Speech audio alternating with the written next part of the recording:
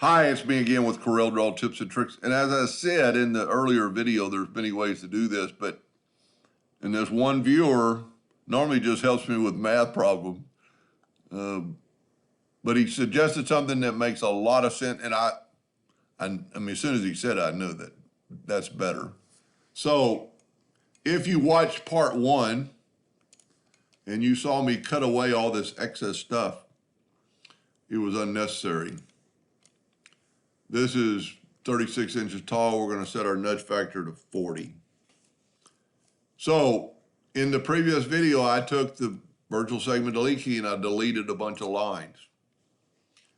Well, his suggestion, and it's perfectly right, use the smart fill tool and just fill them in.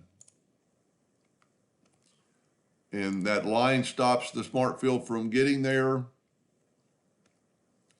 And they will be grouped together, so I don't have to worry about grouping them too far or ungrouping them.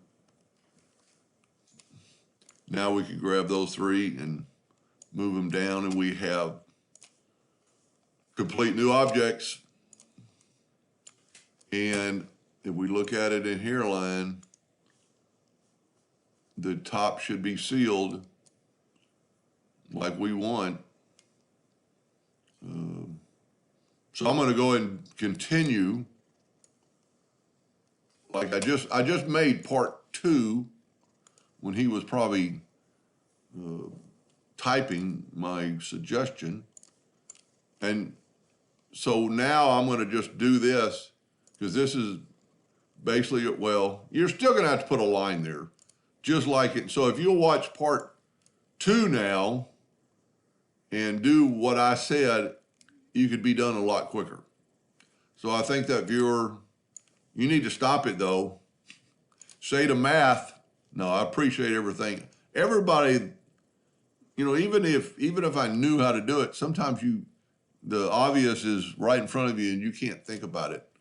You know, I said there were several ways to do it. I've just done it so many different ways, but the smart fill tool makes a lot of sense. That saved a lot of cutting. Anyway, I hope that helped a little bit. Thank you for watching.